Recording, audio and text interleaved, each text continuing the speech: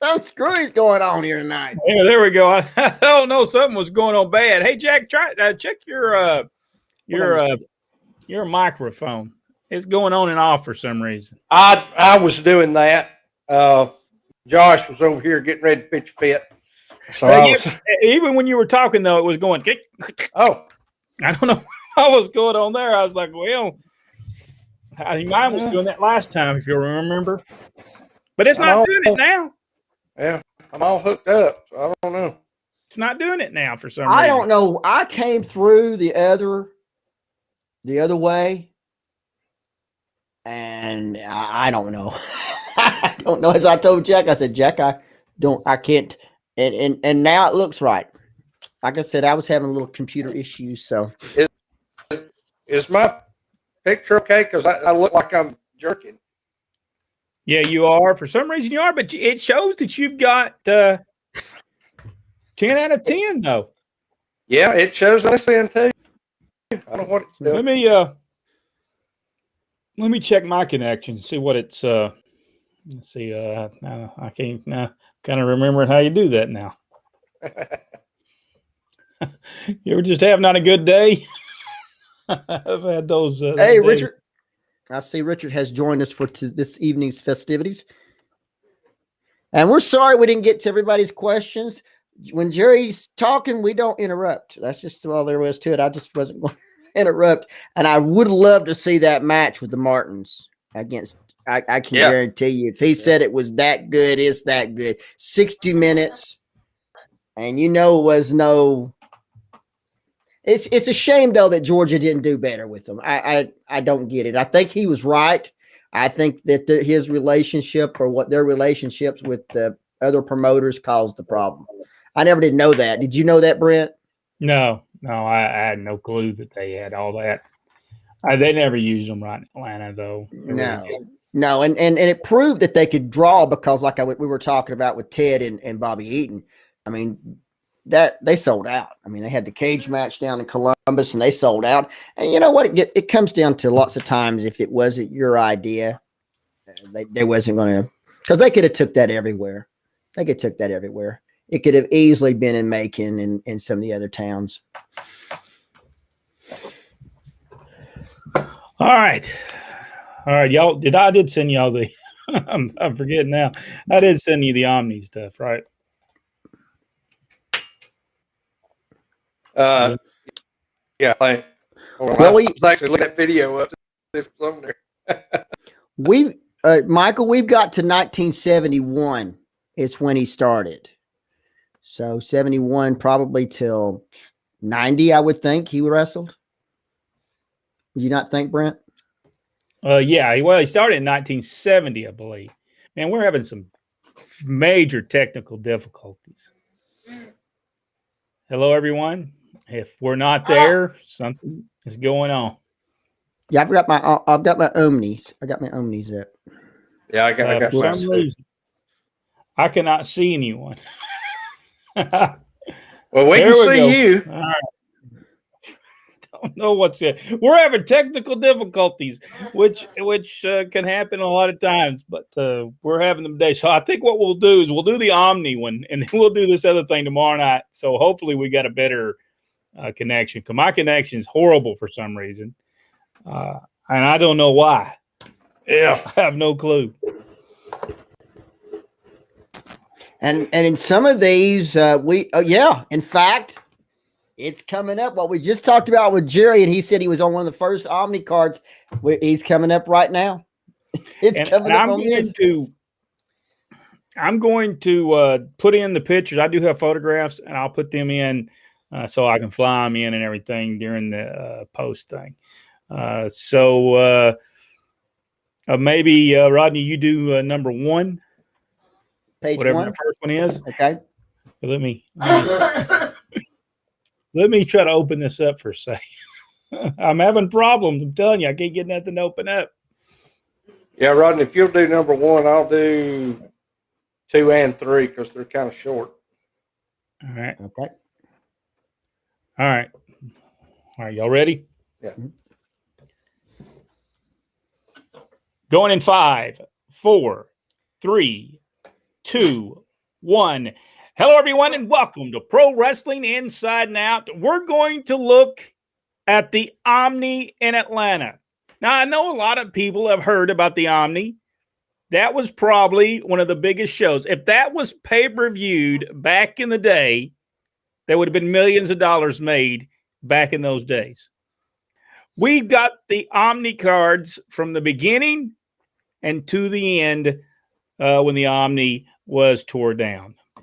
So, Rodney, let's start them out for the very first Omni card for Georgia Championship. All right. Georgia Championship Wrestling at the Atlanta at the Omni on May the 18th, 1973, drew 13,000 people. It was a debut at the venue. Mayor Maynard Jackson was in attendance. Opening contest was Roy Lee Welch and Bob Orton Jr. defeating Bill White and El Wiskowski. Bearcat Brown defeated Rocket Monroe. Tiger Conway Jr. defeated Sputnik Monroe. It's Eddie and Mike Graham defeating the Mysterious Medics. Stipulation stated that the winners would challenge the Georgia Tag Team titles on the following week's show. And of course, there's a you can see that match on YouTube. Then it's Mr. Wrestling 2 against Billy Spears. The Georgia Tag Team Championships. On the line is the Super Infernos with J.C. Dykes defeated Big Bill Dromo and Jerry Oates. Norvell Austin defeated Jack Crawford in a lumberjack match. And his United States Championship on the line is the Sheik defeated Bobo Brazil via disqualification when Bobo was stabbed the Sheik with his own pencil. Then it's a Cadillac tournament. It's a Cadillac tournament. Bobby Shane defeated Bobby Duncombe. It's another Cadillac tournament match. Bob Armstrong defeated Bobby Duncombe. And in the winner, the finals of that was the Cadillac tournament was Bob Armstrong defeating Bobby Shane. The Georgia heavyweight champion Bill Watts defeated Mr. Wrestling 1 and a no disqualification, no title of the match. Stipulation 1 stated that Wrestling 1 would unmask if he lost, and if he didn't, he would have no further reason with given. And did I get that? The match. He actually lost that match, but he did not take his mask off. By the way, you can watch a match with Wrestling 1 and Bill Watts. It is on YouTube. I think the setup for this match that they're having in the Omni, Bill Watts, I believe at this time was booking the territory. I'm pretty sure he was the booker. And I believe Les Thatcher and Gordon Soley are both calling that match. I believe they are as well. Great card. First card ever in the Omni. Drew 13,000 people. This was during the same time that they were having the Award of Atlanta. They were able to go to the Omni, which was a pretty good deal. All right, Jack, they returned the very next week, I believe. Atlanta, Georgia, the Omni, May 25th, 1973. Billy Spears defeated Tiger Conway Jr. Bobby Duncombe defeated Big Bill Dromo. Raymond Torres fought Stan Vachon to a draw. And the Southern Heavyweight Champion Buddy Colt defeated Norvell Austin, who was substituting for Jack Briscoe. The NWA Junior Heavyweight Champion Danny Hodge defeated Bob Orton Jr. After the match, Orton was presented a trophy by Leroy McGurk for being named the NWA 1973 Rookie of the Year. Bobo Brazil defeated U.S. Champion The Sheik in a no disqualification match. The WWF Champion Pedro Morales defeated Paul Jones. Mr. Wrestling 1 and 2 defeated Jack Briscoe and Georgia champion Bill Watts. Eddie and Mike Graham defeated Georgia Tag Team Champions, the Super Infernos, with J.C. Dykes via disqualification. Bob Armstrong defeated Bobby Shane due to a pre-match stipulation. Armstrong won Shane's Cadillac. Had Shane won, he would have received $8,500. And then we go to the Omni on June the 1st, 1973, 16,500 in attendance, a sellout crowd. Bearcat Brown defeated Otto von Heller, who substituted for Sputnik Monroe. Billy Spears and Bobby Shane defeated Rocket Monroe, who was substituting for Norvell Austin, and Tiger Conway Jr. Stan Vachon fought Midwest Heavyweight Champion Raymond Torres to a no contest. Bob Orton Jr. and Mr. Wrestling 2 defeated the Super Infernos with J.C. Dykes. Women's champion, the Fabulous Moolah, defeated Joyce Grable. Bob Armstrong defeated Bobby Duncombe. Bill Watts defeated Jack Briscoe. Mr. Wrestling #1 fought NWA World Champion Harley Race to a 60-minute time limit draw. Stipulation stated the challenger would unmask if he lost. The challenger had raced in the sleeper hold when the time limit expired. Prior to the bout, #1 unmasked, revealing himself as Tim Woods. Well, at least he did eventually do what he was supposed to do 2 weeks ago. 2 weeks before then, because I think I believe it's 3 weeks in a row, isn't it? Looks like it. And this right here led to the battle or the feud between Wrestling 1 and Wrestling 2. And is that right? Yes, big money, by the way. And I think this was all Jerry Jarrett had made his way in. At this point in time, Jerry Jarrett was on his way in, although he did create Wrestling 2. But that's a different story. Well, Bill Watts did too. Yeah, Bill Watts. A lot of people did. Leo Garrett. Ole Anderson did. But as we see, Wrestling 2 was already there before Jerry Jarrett came in and booked. If you enjoyed this video, give us the big thumbs up. Subscribe to the page. Go one step further, hit that notification bell, and watch the video down below. We'll be telling more of the Omni shows. We're going to go through all of them and even get to the last Omni show that was ever done before the building was demolished. We'll see you in the next video right here on Pro Wrestling Inside Now. I have a feeling that card's one that tore that down.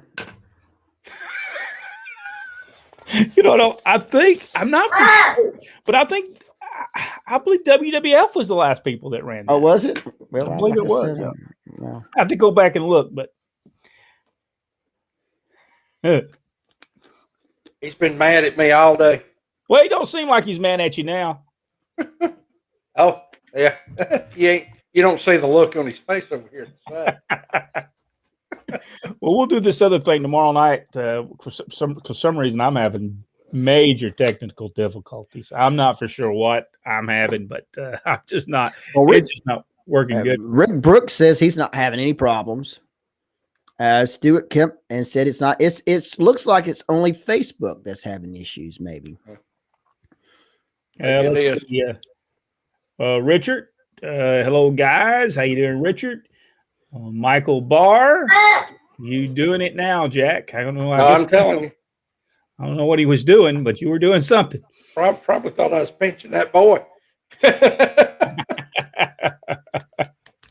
Could be due to all this rain. It could be. I don't know what's going on. I don't think it's anything on Facebook side. I don't think it's something on YouTube side. I think it is a StreamYard problem tonight. I believe we're having a StreamYard problem. Which, some nights that's going to happen. There's nothing we can do about that. Great cards and full houses as well in the Omni for those years. Yes, you know what's so exciting about this? That was the first 3 cards. Can you think about Atlanta going from the City Auditorium, which held what did it hold, Rodney? 4,000, 4,200? 6,500, I think. 6,000 people going to a 13,000. That doubled the amount of people that came to wrestling. It had to be incredible. And I think even ticket prices were not that cheap when you went to the Omni, even back in 1973. Somewhere I've got the ticket prices. Ron Young, how you doing, sir? He was the one that told me about Paul Orndorff today. I did not. I was busy all day, and he finally told me that Paul had passed away. And I hate it. By the way, Brian, I did get started on your book. I don't remember how many chapters I got in, but it's really, really good. Anywhere in here that Randy Orton got cut from WWE? I haven't heard anything. And I would be surprised if that happened. Josh and Jack, book it now. Richard Hood, you forgot to mention the last podcast that Jerry Oates is my favorite pro wrestler. My friend, Richard. Sorry about that, Richard. We were having, for whatever reason, I came in the wrong place and I couldn't click on it, and then Jack had to take over, and we apologize for that. We'll try to do better. Sorry about that, though. And he said that Facebook is bad for some reason, and there may come a day because Facebook has been bad a lot lately. Yeah. Make them a day that we only go to YouTube. Because for some reason Facebook is getting to where they just they won't share when we're going to go live for some reason. I don't know. I don't know what's going on. Hello, Brian from Michael Barr. Thanks so much, Jack. Glad you liked it. It means so much to me. I'm going to have to at some point, if I could ever find time to read anything, all I do is do the all this research for these. It takes up all the time. Plus, weekends are all flea market. So I just, by the time I get up at 4 o'clock in the morning, by the time I get home around 5:30, 6 o'clock, it's time to go to bed. I'm just worn out for the day. That picture, I have to say that picture of Paul Orndorff must have been an old picture that son put out. Because with his hair long. Not that one, but he said he was in a picture. He's sitting there where he's drinking a beer. Drinking beer. That had to be an old photograph because the one that he had just posted, I guess, a few days, he was long haired and he looked really bad. So I don't know. Michael Barr said, "Are you always that busy?" Yes, unfortunately, yes, I do stay busy. Now in this time of my life, I wasn't supposed to be this busy. I wasn't supposed to be. I was on my way of getting rid of all the stuff that I was doing, and I wasn't going to do much. But I get bored very easy, so. Stuart, we enjoyed you putting so much effort into the events. People should just enjoy them for what they are. Yeah. By the way, Jack, how did we started talking? How did the show go Saturday night? I had another really good crowd, really good show. Who's the new girl that you've got showing up? That is Maggie is her name, and she wrestles as MJ Baby. And she's really good. She trained with Tom Pritchard. She trained with Cody Rhodes. She's only had a handful of matches, but she's had some great training. So we have some big expectations from her. Good deal. Where's she from? She actually lives in Coleman. Wow.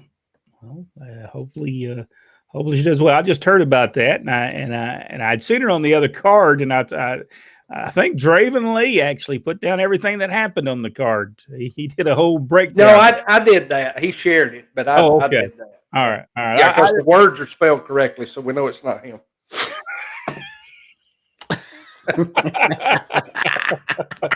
Oh, Draven, I'm sorry. You're not going to see this, so that's.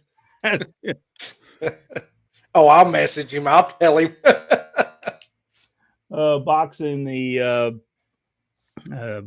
Brian. I'll just say Brian. This time of your life, you're my age. What's this?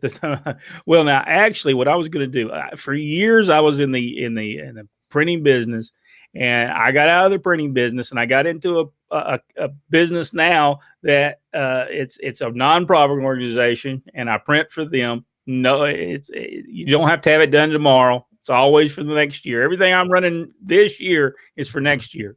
So I don't have to be in a hurry doing it. And so I was just getting out of all the rat race, and I did not want to help run a print shop no more. I didn't want to do that anymore. And I really wasn't going to do nothing but that. But then I got a little bored, and I thought, you know what, we got to. Plus, I thought, if I wait another 5 or 6 years, I'm not going to remember anything that ever happened in the wrestling business. It's all going to be gone. And so I thought that was very important to. And then I just saw people not thinking about some of the wrestlers that were out there. They wasn't even talking about them anymore. And I thought it was important to keep those people's memories alive. Dementia is one of those things you can have a great moment and then just tank. Sadly, that moment is sad, like wrestling. Yes. Yeah. Rick Brooks, in many years of attending matches, only been turned away one time because of a sellout. It was WCW at the Cincinnati Gardens in the mid-'80s. Michael Barr, congratulations, Jack. Happy to see your promotion movement up as at it as well. Yes, and it's doing very well. There was something I was going. Oh, did y'all happen to see the video that I put together for YouTube? Yes, I didn't. You didn't say, well, let me throw that up there real quick. I think I got it up here. I'll throw it up. Here's the video that's going to be on the website eventually. It's actually and all the action will eventually be changed to the action that we tape. That's not going to stay that way, but this kind of gives you an idea of what we've got going.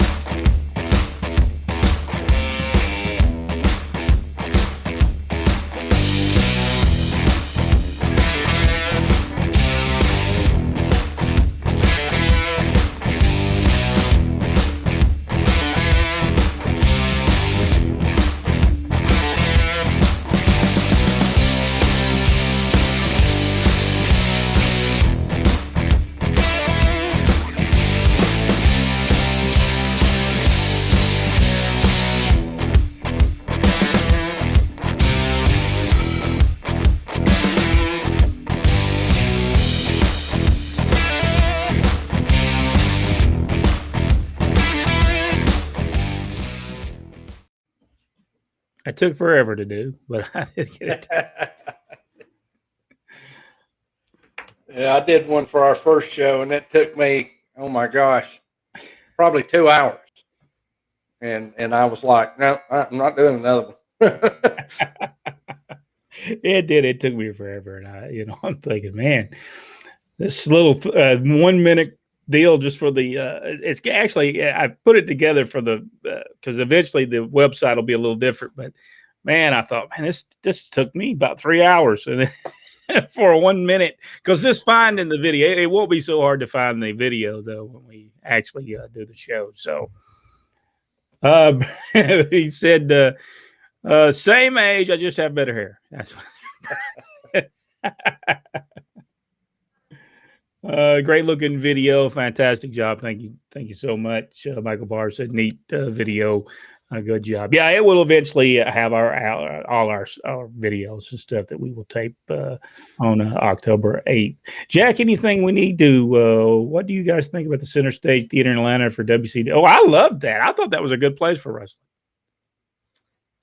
I don't like WCW. I don't like. Don't NWA do that occasionally?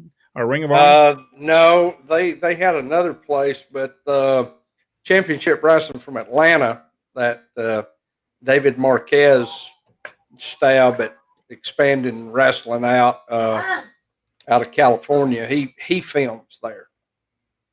Oh, okay. I can no longer update you though because I took Mr. Marquez off my Facebook today because of some very unprofessional comments he made about Paul Orndorff. Why would he do that, though? I don't understand what was the purpose. The man had passed away, so why would he want to make comments? Well, I guess he felt safe finally because you sure ain't going to do it when Paul could get to you. What did this is among some friends here. What did he say? Because I don't. He said that Paul Orndorff showed up at a show he was promoting and was not booked and pulled a knife on him and made him pay him. And which I call a complete BS on that, because we all know that of all the things Paul Orndorff needed to win a fight, that right there was it. Yeah. If he wanted to knock you out or get the point across, he'd just hit you. He ain't gonna pull no knife. That's ridiculous. Yeah, I don't believe that story at all. I have a feeling what it was he booked him and then didn't want to pay him or tried to shortchange him, and Paul will not stand for that. He never did. And so, he got cornered up, had to pony up the money, and to save face, he's told that story. Now, that's my opinion. Well, I mean, why would you tell that story now? Yeah, I know. Of all times to tell that story right now, it's just ridiculous to tell a lot of people got on to him about that. He was deleting people left and right. I didn't say anything because I know that there's no sense arguing with idiots on the internet. So I just took him off my Facebook. But the only people backing him were the guys that were desperately trying to get bookings from him. So, if you want to work for somebody like that, then I wouldn't want you on my show anyway. So good luck to you. But Just don't get it. I don't either. Richard Hood said we guys should all go to the next NWA taping in Atlanta. I think they're taping in California now. Oh, they or Las Vegas, maybe. Maybe it's Las Vegas. I saw, and I'm not going there again. I saw some of that. That's all I need to say. Well, now if I need to go to sleep, I'll go there. Well, there's no sleeping. Just make sure you bring your vomit bag with you. So you. What is it about wrestling today that people have to do comedy?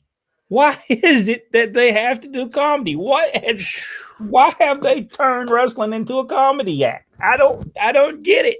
It's because WWE did it, and no matter what anybody else says, they're still following the WWE format. Yeah. I guess they think they can be funnier because they sure aren't putting any better wrestling out there. And even WWE is, over the last week or so, I've noticed a huge upswing in the quality of their matches. So I think they're probably tired of getting hammered in the ratings. I just don't get it. AEW, I watched some stuff they did. Just horrible stuff. Makes no sense why you'd even do the stuff they do. You go and push a man off of of a huge, and he lands on the ground. Then the very next week you come back and make a comedy, maybe a 10-minute comedy sketch between the two with them sitting across the table from each other. Now I'm sorry, but Jack pushed me off of a cage or whatever he pushed me off of, and I landed on the ground. I don't believe me and him's going to be just talking to each other when we saw each other. And it just makes no sense. It just makes no sense. And they wonder why the ratings are bad. Billy Corgan. Yeah. But see, they all think wrestling's a joke. They all think it's a comedy act. And it's not. It never drew based on comedy. And by the way, they believe that WWE in 1998, 1999, when they did the big business that they did, let's be honest, that was the 2 years that they did the biggest business. They believe it's because they did all that stuff they did. No, it's because Vince McMahon was a hot heel, Steve Austin was a hot baby face, and that's the reason they drew. It had nothing to do with comedy. Those guys were over. Those two guys were over. And so what you just said was Vince took all the heat, put him on himself, and made Steve Austin the one and the only hero, basically. And he doesn't see that would work. Biggest years, and why they would think otherwise, beyond me. That's just, I don't know. Hey, go check the ratings. They were incredible in 1998. Sure they were. I mean, incredible. And what's his name tried to take credit for that, Vince Russo, and it had nothing to do with Vince Russo. It just had nothing to do with them. And the thing about, if you the only thing he did for ratings, thank him.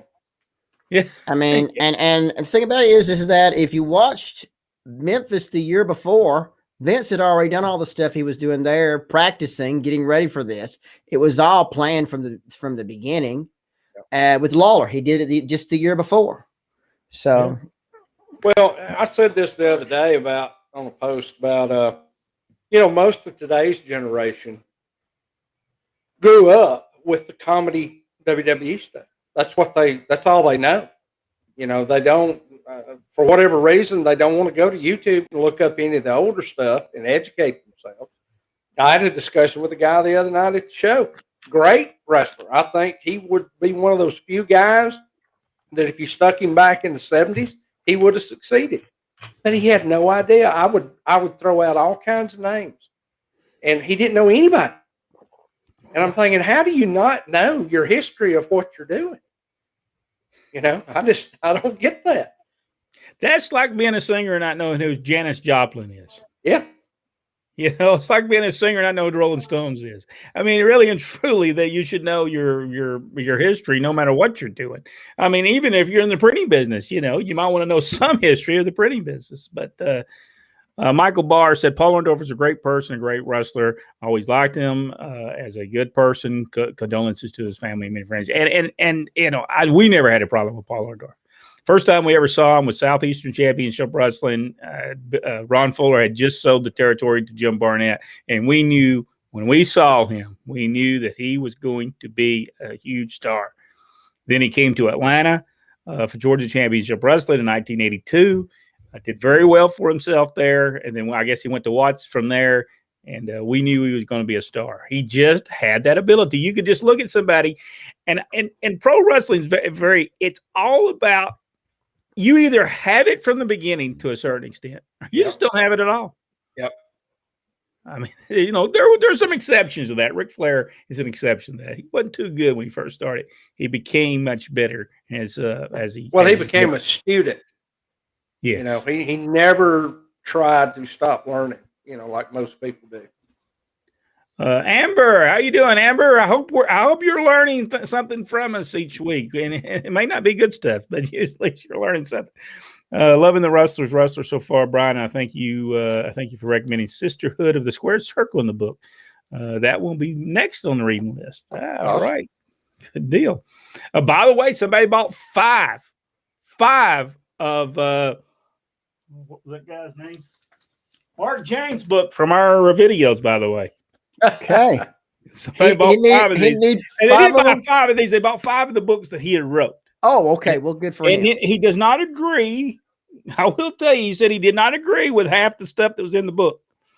But he loved the pictures and stuff. And that we were right, that we just need to look at these. Needs to just look at the photos. Well, if you want a great wrestling book that you don't have to skip the words over, A Wrestler's Wrestler is the book you want to go pick up. I'm telling you, this really, it's very touching, the stories that I have read so far. I knew it was going to be a good book. I didn't expect it to be a great book, and it's a great book. Paul Orndorff. I just opened that page right up to Paul Orndorff right there. and look at old Igor there.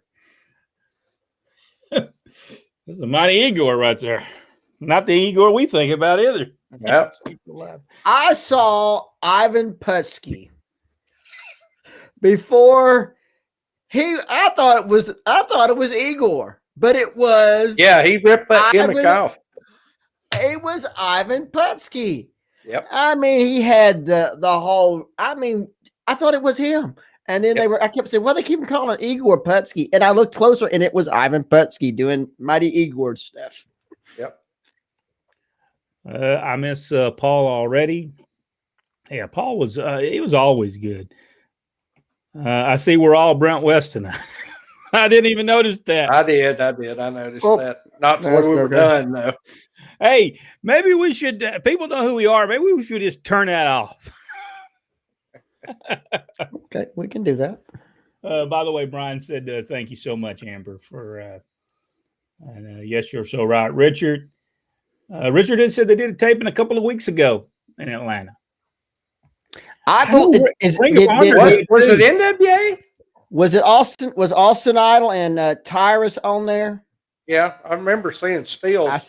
I saw that part of that.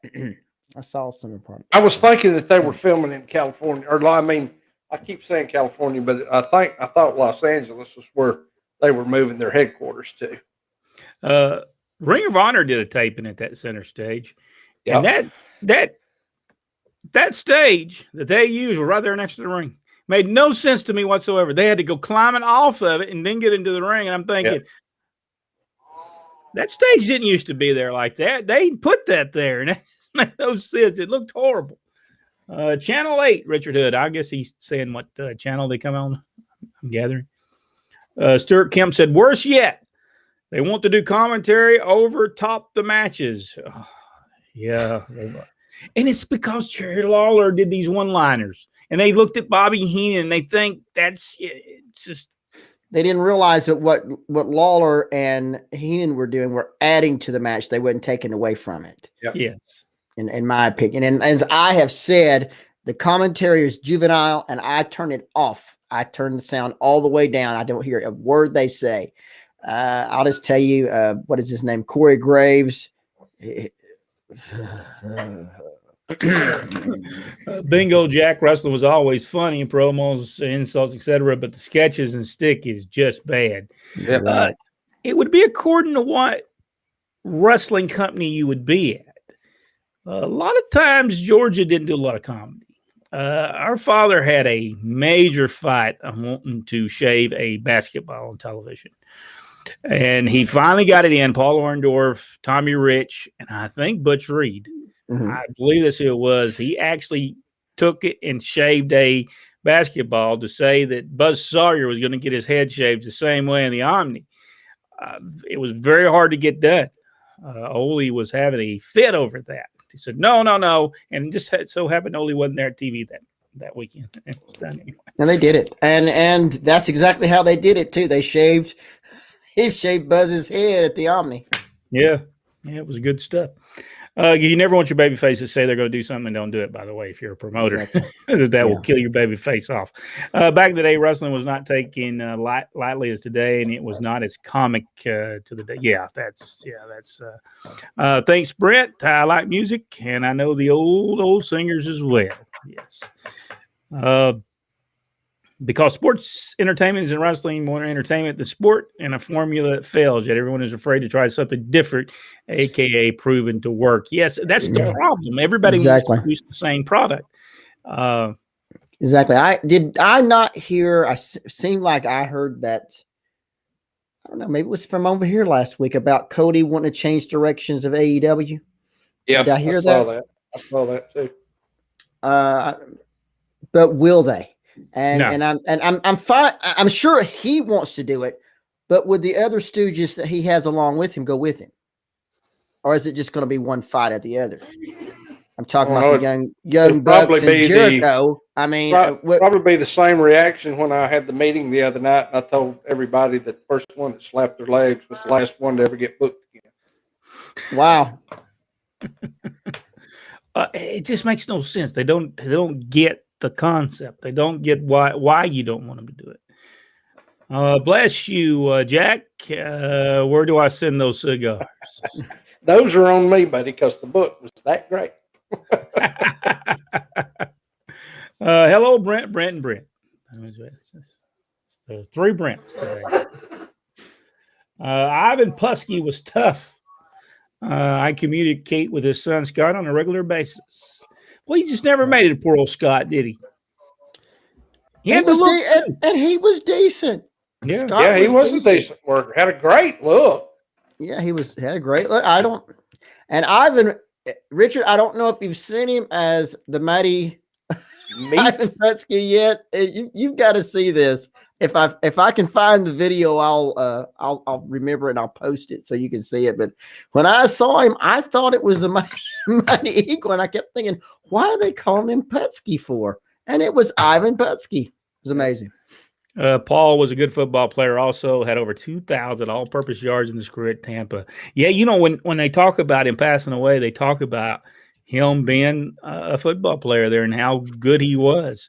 I think Gordon Soley told that story over and over again during that time when he was there. Rick said he got sick of the helmet Buzz wore. But you know why they did that, Rick? Because in the arenas, the people go nuts when Tommy would try to get it off, or Paul Orndorff or Butch Reed would try to get it off. That's the whole reason they did the thing. So they had something to work towards. And isn't that funny? They did that with Buzz, but they didn't do that to Cornette and the other towns. Yeah, I know. Cornette was wearing that mask, and they never had the thing. I mean, they could have went for whatever reason. I'm not sure what was going on there, but to me, masks, they should have had a thing where Cornette had to take the mask off. They missed opportunity. By the way, tomorrow night, guys, we are not going to be doing a top 100, number 92. We're going to do a Paul Orndorff show. So we will get back to it next week. And tomorrow night, we're going to during this time, we're going to discuss, if y'all have not seen this, and if you haven't, you're going to be very surprised by the top 50 WWE tag teams. If you've not seen it, it's a very interesting top 50 list. If people got mad at our top 50 list, whoo, their heads would turn. WWE's top 50 tag teams. We'll have to go over that. And also, we're going to be doing some stuff. Is this your 50 or is just a list you got some from somebody else? WWE's.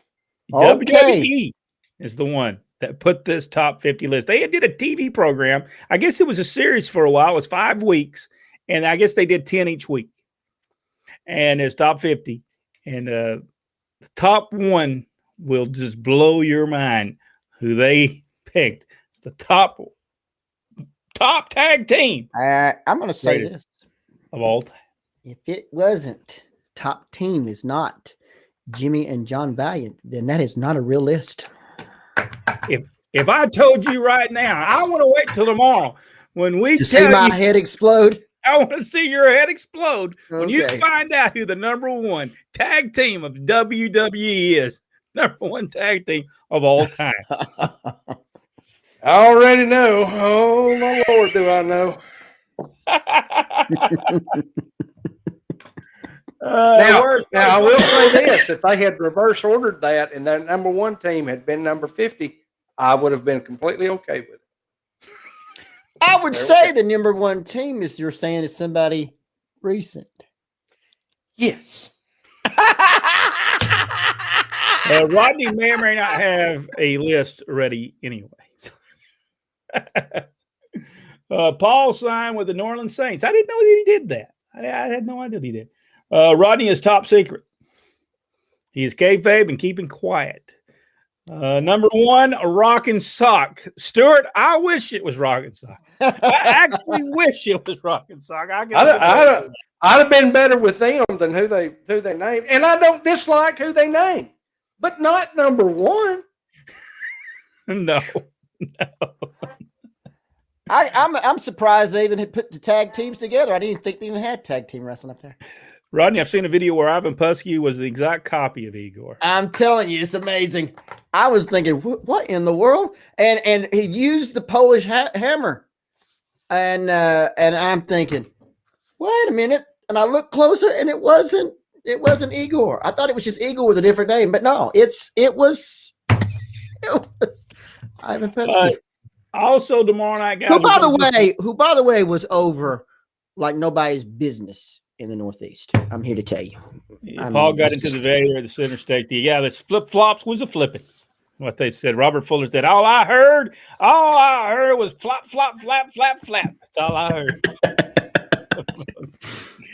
All right, guys. Tomorrow night, also, we're going to do 2 things. We're going to do this for our championship wrestling show for Friday, October 8th as well. We're going to do a talent release thing, letting people know who we got, who's going to be there, and also we'll do a thing explaining the blindfold battle royal tomorrow night, and that's going to be starting to be a part as we start getting ready for the show on October 8th.